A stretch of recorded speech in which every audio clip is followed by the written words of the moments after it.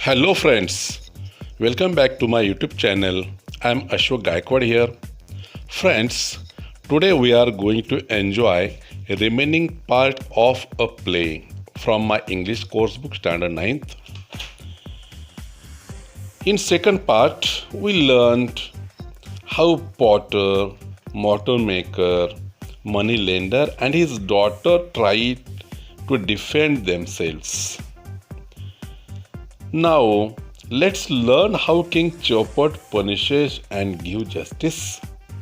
Friends, before starting today's video, please subscribe my channel and press the bell icon for receiving latest updates of my video. Let's start. Hangman. Ah, Your Highness, it fits at last. आणि मग तो फाशी देणारा व्यक्ती तो महाराजांना म्हणतो, बघा महाराज, आता हा फास अगदी बरोबर बसतोय. यापूर्वी आपण बघितलं की तो फाशी देणारा व्यक्ती दरबारामध्ये हजर असणाऱ्या दरबाऱ्यांच्या सर्वच माणसांच्या गळ्याभोवती तो फास तो त्या ठिकाणी लावून बघतो, परंतु तो फास मात्र इतरांच्या गळ्याला अगदी बरोबर त्या ठिकाणी बसत नाही. आणि मग तो फाशी देणारा शेवटी त्या ठिकाणी उपस्थित असणारा जो शिष्य आहे त्या शिष्याच्या मानेला तो फास लावून बघतो आणि तो फास अगदी बरोबर बसतो. डिसिपल बट तो शिष्य मात्र घाबरून जातो. तो उद्गार काढतो की पण माझं ऐकून घ्या. King, justice at last, take him to the gallows without further delay. Hangman and guards force the protesting disciple out. आणि आता मात्र महाराज देखील म्हणतात, बघा शेवटी न्याय झाला आणि आता कोणत्या प्रकारे उशीर न करता या शिष्याला लगेच सुळावर चढवा, याला लवकरात लवकर फाशी देऊन टाका. आणि मग त्याच वेळेस फाशी देणारा आणि त्या ठिकाणी असणारे पहारेकरी हा विरोध करीत असलेल्या शिष्याला जबरदस्तीने त्या ठिकाणी घेऊन जातात. King, justice delayed is justice denied. Andher Nagari prides itself on prompt action. Our actions speak louder than words. मग महाराज म्हणतात, बघा की न्याय देण्याला उशीर करणे म्हणजेच न्याय नाकारणे. आणि अंधेर नगरीला एका गोष्टीचा अभिमान आहे की अंधेर नगरीमध्ये झटपट कृती त्या ठिकाणी केली जाते. आणि म्हणून ते म्हणतात की अगदी शब्दापेक्षा आमची कृतीच मोठी बोलकी असते. Voices and shouts heard from outside, all re-enter in a rush with another elderly man. आणि मग त्या ठिकाणी बाहेरून मोठमोठ्याने आवाज त्या ठिकाणी आरडाओरडा ऐकू येतो. आणि मग त्या ठिकाणी दुसऱ्या एका वयस्कर माणसाला घेऊन सर्वजण त्या ठिकाणी घाईने परत येतात.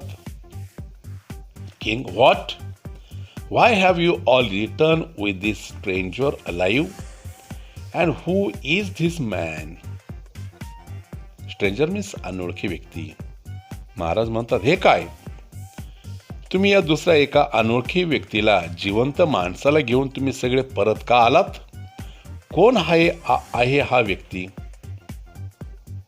First guard, I beg your pardon, your highness, but we are confused indeed.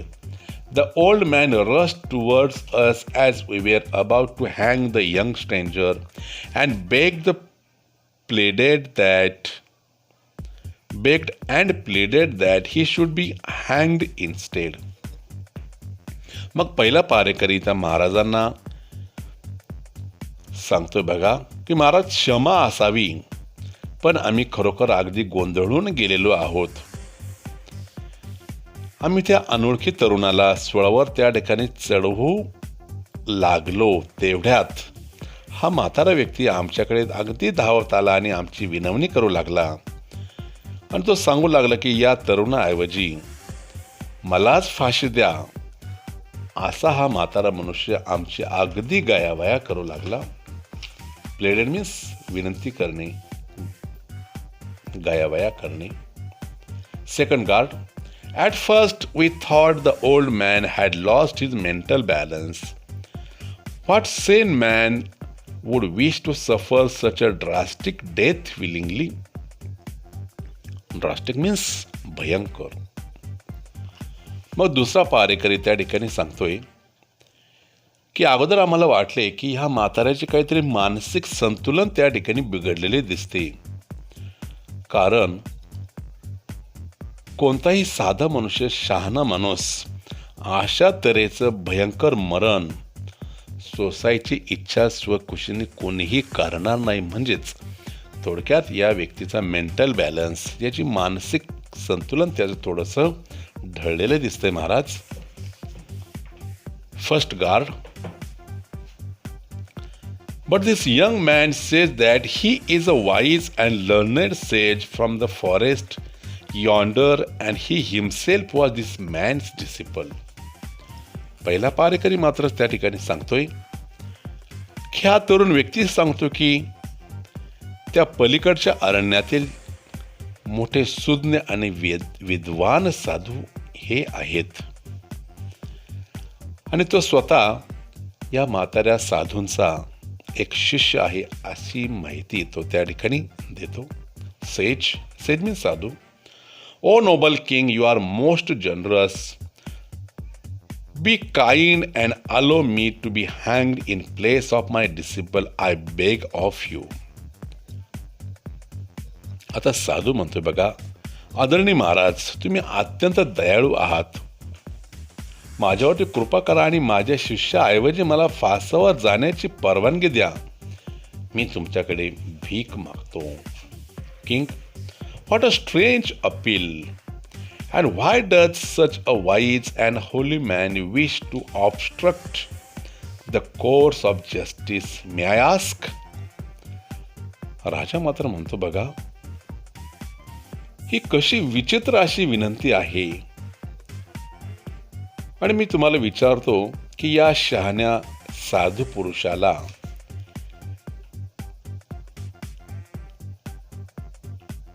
न्यायदानाच्या कामात असा अडथळा आणण्याची इच्छा का आहे? जस्टिस मीन्स न्याय, ऑब्स्ट्रक्ट अडथळा आणणे. सेज.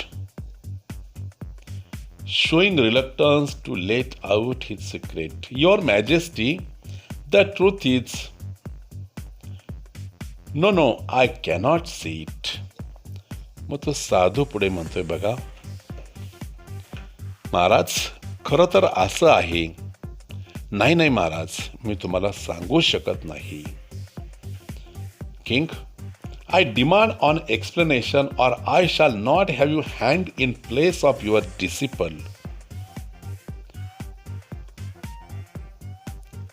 महाराज मात्र म्हणतात की तुम्ही मला पटकन सांगा, नाहीतर तुमच्या शिष्याऐवजी तुम्हाला फाशी मात्र या ठिकाणी दिली जाणार नाही, असं महाराज त्या ठिकाणी अगदी रागाने सांगतात, खवळतात. Sage. You see, it has been predicted by the great prophets. No, I shouldn't say this. Prophet means भविष्यकार. मग ते महाराज पुढे सांगतात, साधू सांगतात की हे बघा महाराज, की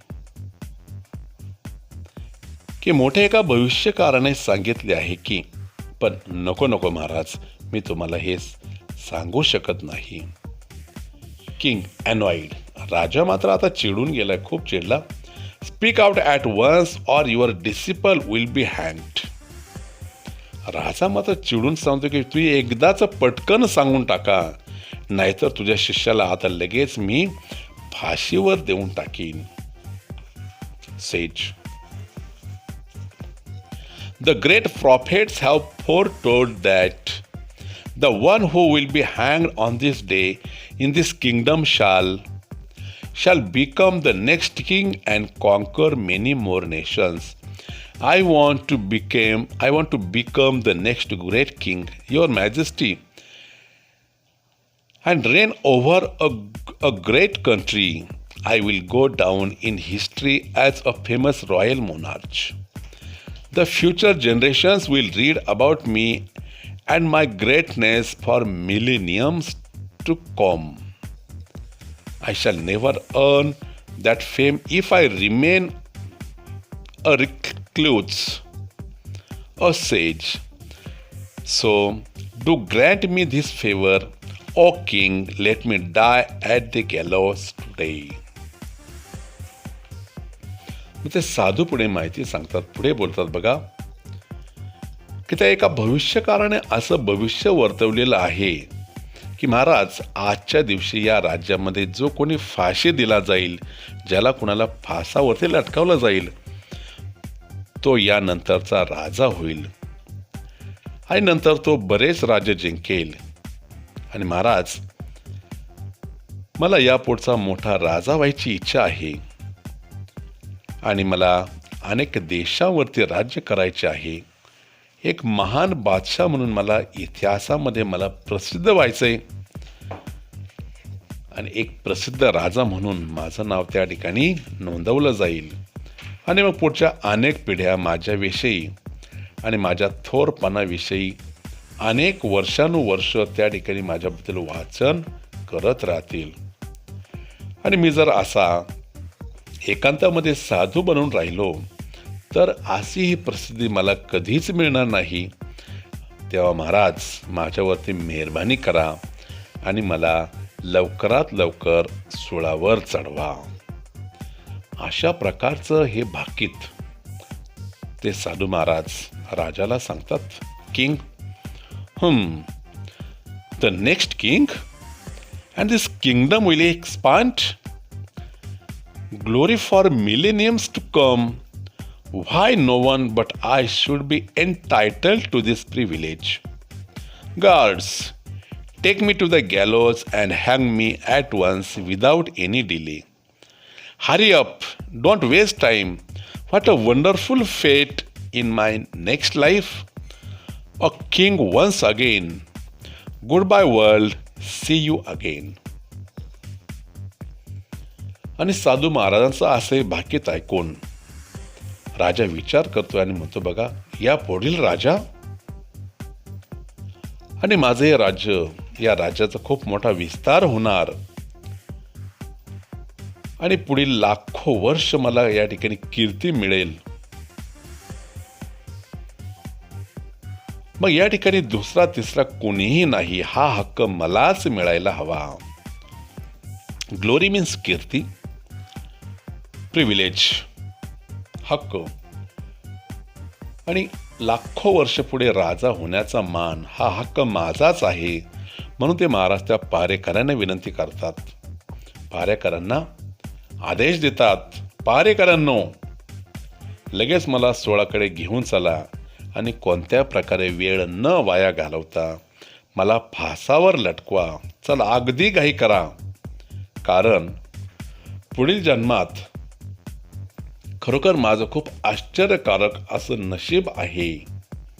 कारण पुन्हा एकदा मी राजा होणार आहे. तेव्हा सर्वांना तो गुड बाय करतो, सर्वांना अलविदा करतो आणि शेवटी म्हणतोय, बघा, good bye world, see you again. आणि या संपूर्ण जगाला तो एकदाचा शेवटचा गुड बाय करतो आणि पुन्हा भेटू असं सांगून त्या ठिकाणी सर्वजण त्या ठिकाणी जातात. विद्यार्थी मित्रांनो, अशा प्रकारे या अंधेर नगरीचा हा जो चौपट राजा आहे, त्या चौपट राजाने शेवटी आपल्या स्वतःलाच त्या ठिकाणी गळफास लावून घेतला आणि अशा प्रकारे शेवटी कसा न्याय त्याने केला हे आपण या ठिकाणी या छोट्याशा नाटिकेमधून आपण शिकलात. Friends, thank you for watching my video. Thank you very much.